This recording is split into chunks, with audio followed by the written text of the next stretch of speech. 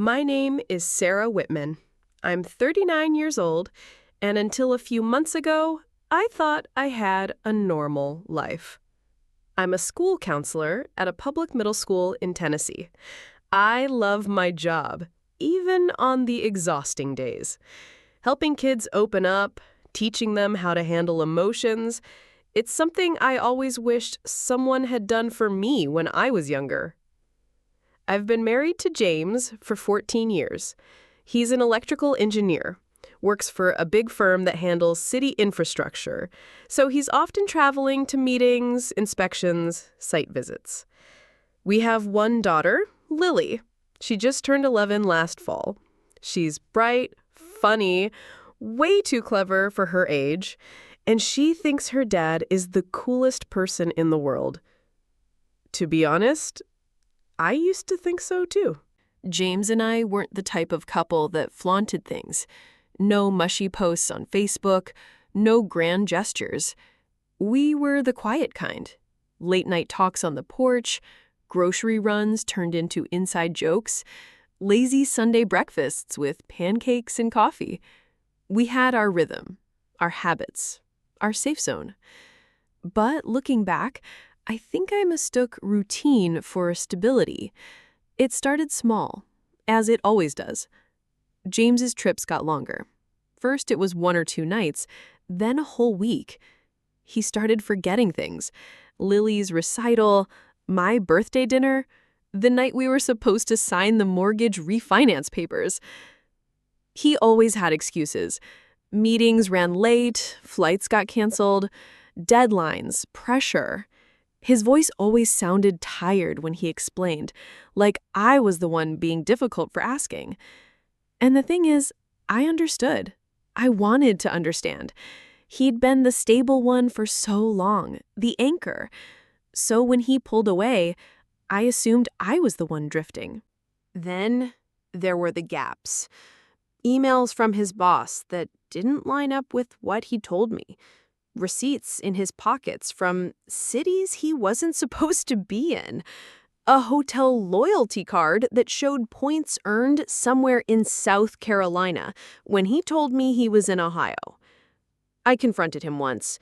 He looked me dead in the eyes and said, "Sarah, I'm not cheating on you. I swear on Lily's life." And God help me, I believed him. Because you don't say something like that unless it's true, right? Right? The night it all changed was so ordinary. Lily had gone to a sleepover. I was home alone. I made pasta, poured a glass of wine, and opened the laptop to order her a birthday gift. That's when I noticed James's email was still logged in. He always used my laptop when his crashed. I'd never thought twice. But this time, something made me stop. A feeling, a tug, an ache I couldn't explain. So I clicked. At first, it was normal. Work emails, newsletters, random junk. Then I saw a folder labeled Utilities Charleston. We didn't live in Charleston. I opened it. Electric bills, cable, a school newsletter from a place called Magnolia Elementary. There was a lunch account statement addressed to a child named Mason Whitman. My heart stopped. Whitman. I opened the next email. A digital birthday card from Mommy and Daddy to a child turning 6. There were photos.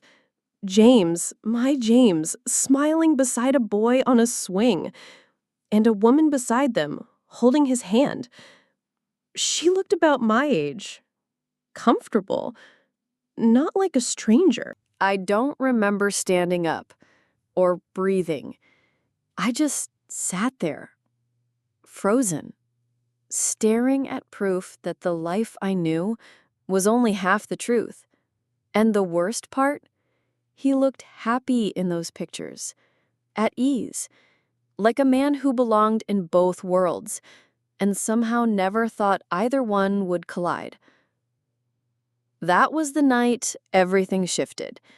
Not loudly, not explosively, but quietly, like a crack in the ice under your feet, spreading so slowly you almost think you're imagining it until you fall through. I didn't sleep that night. I didn't cry either. Not then. I just sat at the kitchen table, the glow of the laptop screen casting shadows across my face, reading email after email.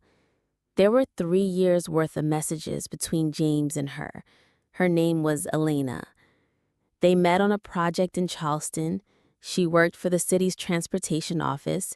He started traveling there more often after that. In the emails, they talked about everything. Mason's first tooth falling out, what color to paint the guest room, how Sarah thinks I'm in Ohio this week. He used my name like I was just another logistical detail. Not a person, not his wife. At some point, I heard the key turn in the front door. James was home. It was 3:12 a.m. He set his bag down quietly, like he always did when trying not to wake anyone. He didn't know yet that the world he was tiptoeing into was already burning. I didn't say a word. I just waited. When he turned the corner and saw me, his smile faded so fast it was like watching a mask fall off. He knew. He knew the second he saw my face. "Sarah," he whispered. I can explain." I stood up, slowly. "You have a son." I said it calmly, too calmly, like I was reading someone else's line in a movie.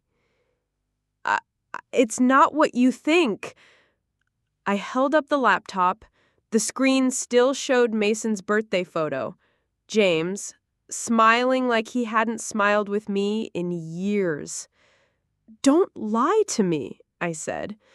And suddenly my voice cracked, not with rage, but with grief.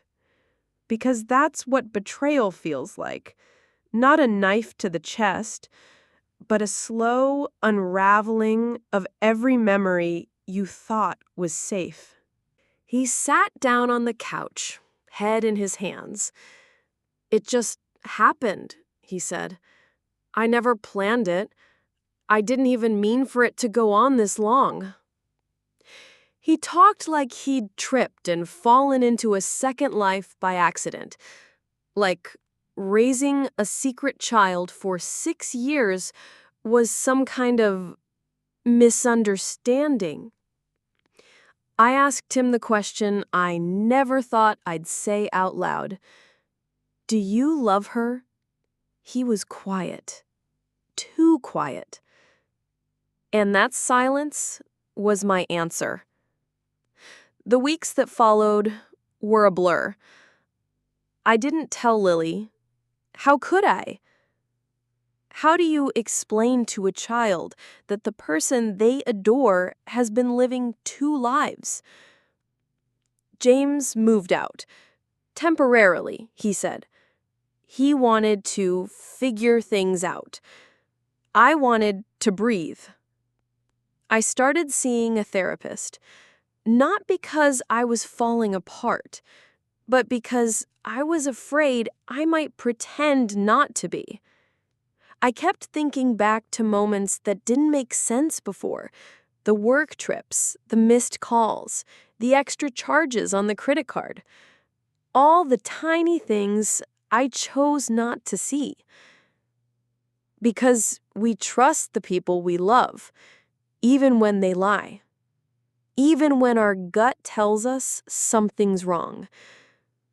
We make excuses for them until we run out of excuses. One day, I drove to Charleston. I don't even know why. It was like my body needed to see it. The street was quiet, children's bikes on the porch, a welcome mat that said, "Bless this home." I didn't knock. I didn't need to. I just sat in my car and stared at the house where my husband had lived a life I wasn't part of, a life that didn't include me or Lily, where he was still daddy, but not my daughter's dad. It broke something in me, not just because he lied, but because he was able to be happy without us. That hurt more than anything. A few weeks later, James sent me a letter. Yes, an actual letter, like from another century. He said he was sorry, that he never stopped loving me, that he didn't know how to fix what he broke. He said he wanted to keep both families, to find balance. Balance? Like this was a scheduling issue? I laughed when I read that. A dry, bitter laugh that turned into sobs. Because that's the thing about betrayal. It makes you question everything, even your own worth. I didn't respond. Not yet. Because I didn't know who I was without him. But I also wasn't sure who I had been with him. I started to realize that the version of our life I'd clung to wasn't real. It was built on trust that had been quietly bleeding out for years. One morning, I looked in the mirror and whispered, "You can survive this." I wasn't sure if I believed it yet, but it was a start. It's been 9 months. 9 months since the night I opened that laptop. Since the illusion shattered. Since I became someone I barely recognized. A woman standing in the ruins of a life she thought was real. People talk about heartbreak like it's a sharp pain. Sudden. Blinding. But for me, it was more like drowning slowly. You don't scream. You don't flail. You just sink. Quietly. Until one day, you realize you've hit the bottom and you're still alive. James and I are legally separated now. He lives in Charleston full-time. He sees Lily every other weekend, though that's complicated. She doesn't know about Mason, not yet. Her therapist and I decided to wait. She's already dealing with the confusion of 2 homes, 2 routines, a father who now feels like a stranger. I don't know how I'll ever tell her, but I know I will one day. Because secrets, even the ones we think protect, eventually rot everything they touch. People kept asking me how I was doing, and I got really good at saying, "I'm fine." I even believed it sometimes, until I didn't. One night, after Lily went to bed, I poured a glass of wine and sat alone in the living room, the silence pressing in on me from every direction. I turned off the TV, put down my phone, and for the first time, I let the grief have me. I cried for what felt like hours. Not just for what James did, but for all the little pieces of myself I had given away without realizing. All the times I'd made myself smaller so he could feel big. All the things I forgave without ever receiving an apology. All the warning signs I buried beneath logic and love. Healing didn't come in a single moment. It came in slow, strange ways. Like the first time I laughed, really laughed at something Lily said and didn't feel guilty afterward. Or when I painted the living room that soft green I always wanted, the one James said made the house look too feminine. Or when I went to dinner alone for the first time and didn't check my phone once. It came when I realized I didn't miss him. I missed the version of me who still believed he was who I thought he was. I still have hard days. Like when I see a family of 4 at the park, and I wonder what my life would look like if things had been different. Or when I catch Lily staring at her dad's photo, and I can't tell if she's angry or just sad. But those days don't crush me anymore. They pass, like storms, and I've learned how to shelter myself. A few weeks ago, I ran into Elena. It was unexpected. A random stop at a gas station on my way to a weekend retreat. I recognized her before she saw me.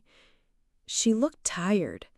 Her son, Mason, was asleep in the back seat. He looked so much like James, it took my breath away. When she saw me, she froze. And in that moment, I felt something I didn't expect. Not rage. Not even pain. Just sadness. Because neither of us won. We were both sold the same lie, just in different packaging. She opened her mouth to speak. I shook my head gently. It's okay. I said, you don't owe me anything. And I meant it. Forgiveness didn't come wrapped in a bow. It wasn't an Instagram quote or a candlelit epiphany. It came when I realized that hating him wouldn't set me free. Only choosing myself would. These days, I'm rebuilding. Not just my life, but my voice. I've joined a book club. I've started journaling again. I planted a garden. It's messy and stubborn, but it grows. Just like me. And for the first time in years, I don't feel like I'm waiting for something to break. I feel steady, rooted, whole, even with the cracks. And if you're listening to this and you've ever felt betrayed, if you've ever looked in the mirror and wondered how you got so far from the person you used to be, let me tell you something. You are not broken. You are not unworthy. You were not weak for loving someone who didn't love you the way you deserved. You're human. And you're healing. Even when it hurts. Especially when it hurts. And maybe one day, like me, you'll wake up and realize the worst thing that ever happened to you was also the beginning of everything beautiful you're about to become.